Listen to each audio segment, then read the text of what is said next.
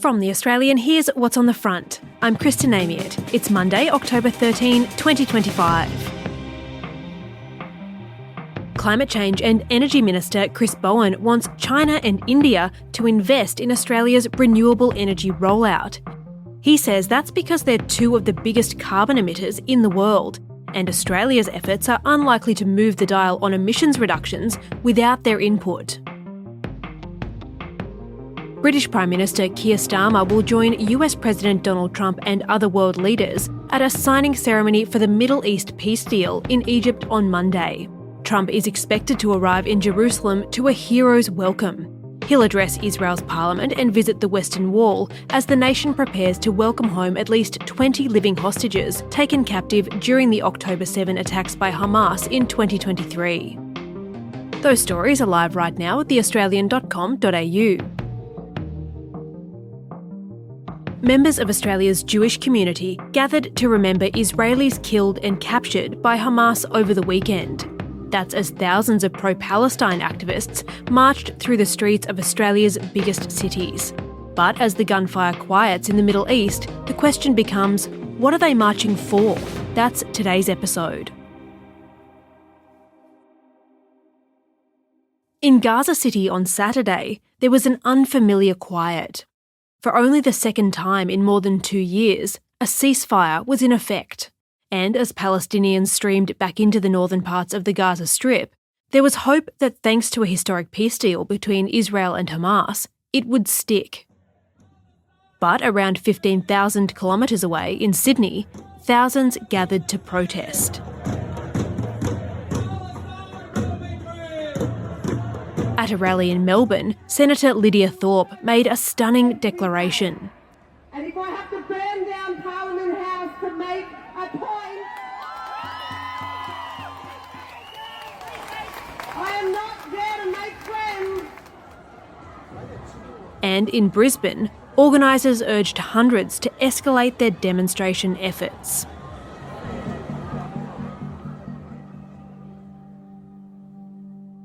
The Sydney March, organised by the Palestine Action Group, proceeded despite a ruling by the New South Wales Court of Appeals that a planned march from Hyde Park to the Opera House was a public safety risk. Cam, the peace plan agreed to by Israel and Hamas has seen Israel's Defence Force draw back significantly in the Gaza Strip and Palestinians able to return home this weekend. That is ostensibly what pro-Palestine groups have been demonstrating for over the past 2 years. So why did these marches in Sydney, Melbourne and Brisbane go ahead on Sunday? I think, Kristen, that these marches have almost become institutionalised and ritualised to a degree. Cameron Stewart is the Australian's chief international correspondent. And they've morphed from calling for a ceasefire, which of course they were calling for, and now that ceasefire has been delivered, they're not particularly comfortable with that. And a lot of the more activist rump of the pro-Palestinian movement, which a lot of those were the ones we did see marching this weekend, really have a far broader agenda, and that is really they just don't want Israel to exist. I think that is really the only summary you can have. A ceasefire is not peace. A ceasefire does not unbury the dead. They want a peace plan that gives complete sovereignty to a Palestinian state, a whole lot of conditions which Israel would never accept. And part of their agenda is to try to persuade countries to agree with their concept that a genocide has been committed in Gaza. They really want a whole series of conditions that simply are just not going to be met by Western countries. And so they're sort of living in a bit of a fantasy world to a degree, and it's a world that's not the reality of the Middle East. The Middle East is so complex. It is so difficult to make any sort of successful peace deal or resolution. And I think it's quite ironic that after calling for a ceasefire for so long, there is a ceasefire now. And this is a ceasefire which overwhelmingly benefits the Palestinian people of Gaza. It stops the bombs. It lets in food aid. It has an interim government that is neither Hamas nor Israel. It's overwhelmingly in their favour. And here we are, we've actually got one which, fingers crossed, on all sides will succeed and yet it has been criticised rather than celebrated. Is the pro-Palestine movement splintering, do you think, into one group who believe their goal has been achieved and that this peace deal is what they wanted, and those with more extreme views? Since the October 7 massacre, we've had two types of Palestinian protesters. One are the ones I call mum and dad protesters. They're the ones who came along to protest the very high civilian death toll in Gaza and to call for a ceasefire. Now, that group no longer has a reason to march. The other half of the protesters were what I call the more activist rump, and they're the ones who are calling for the eradication of Israel, transfer from the river to the sea, calling Israel a genocidal state, etc., etc. I mean, these are activist demands that are extreme and they're completely unrealistic, but that is the group we are seeing on the streets now, and these activists are generally incredibly unpleasant. And I think that the vast majority of Australians, I really think Middle Australia, are A, sick of it, and B, quite revolted by it. In the wake of their court loss, organisers of Sunday's protest in Sydney said their case has significant implications for protest laws across Australia, and they've called for legislative reform to protect their right to demonstrate. The thing is, they've never been stopped, and the Albanese Labor government has largely supported freedom of assembly. But as threats of burning Parliament in support of the cause are bandied about, is the political response adequate? I think there's a lot more pressure now on politicians and the police to restrict these protests in a way that, of course, in normal Australian society, no one wants protests restricted. But I've really got to say that some of the pro-Palestinian organisers would have only themselves to blame if there is a curtailing of their freedoms. For example, they, of course, wanted to march on Sunday to the Opera House, and that was a symbolic attempt to remind people of that disgraceful protest on October 9, 2023, 2 days after the October 7 massacre, where, of course, Jews were vilified and flags were burnt in front of the Opera House. Now, that was a provocative thing to ask to have that protest on Sunday go to the Opera House. But I think that does show the dark intent and the dark heart of some of the pro-Palestinian activists. And so if they are accorded less freedom in the future, they only have themselves to blame, I think.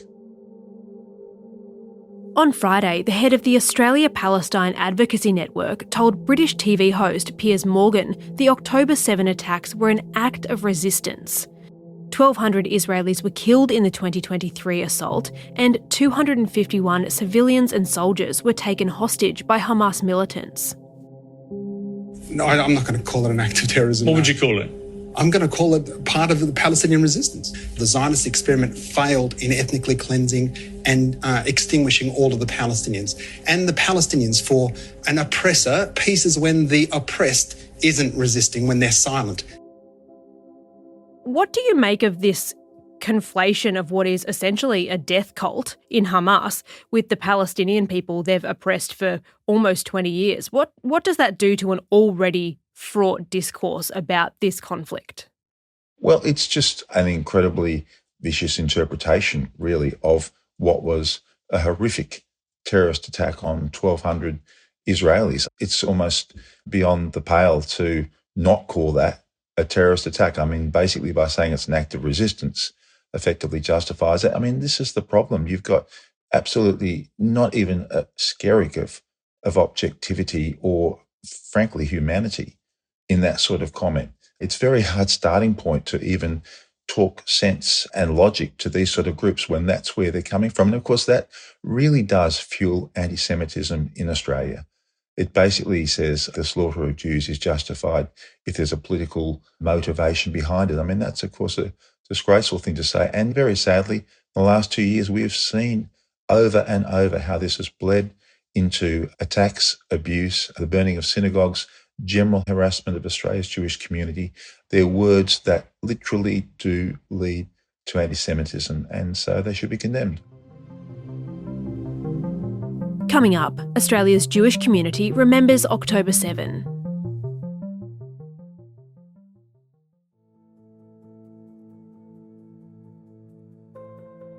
Gatherings of a different kind took place across Australia on Sunday as the Jewish community came together to remember those lost in the October 7 attacks. Here's Cameron Stewart. I went to one on Sunday morning in the Melbourne suburb of Caulfield. Hundreds of Jewish people turned up, wrapping Israeli flags around themselves and singing songs, having prayers. And it was interesting, Christian, because I've gone to a lot of these protests on both sides in the last 2 years, but it's the first Jewish gathering where everyone was happy. People were crying. They were crying with happiness and hope and anticipation that the hostages were going to finally be brought home, that the war was over, hopefully permanently, but the guns had fallen silent. You know, there was really a happy tone to it, and that's just so vastly different to all of the other protests that I've been to. And it was very dignified, very polite. There was no abuse of politicians. There was just gratitude in a way that Donald Trump, Benjamin Netanyahu and the international community had helped us forge this peace deal. It was a very peaceful and respectful occasion. How is Australia's Jewish community feeling knowing these demonstrations are taking place on or so close to the 2-year anniversary of the October 7 attacks? A lot of the Jewish community was horrified that specific protests were actually planned and occurred on October 7. And, you know, for the Jewish community, people I've spoken to, they just say, look, it's more of the same. It's what they've experienced over the past 2 years. And the indignity of having that done, I think, was just very insensitive. To be fair, the numbers, thankfully, were not very big at these protests. It's not like, you know, thousands and thousands of people turned out. So clearly that message was heard by a lot of people and they didn't turn up. But nevertheless, the activists, again, didn't care and they just went ahead and did the protests. Cameron Stewart is the Australian's chief international correspondent. You can read the latest from the Middle East and around the world at theaustralian.com.au.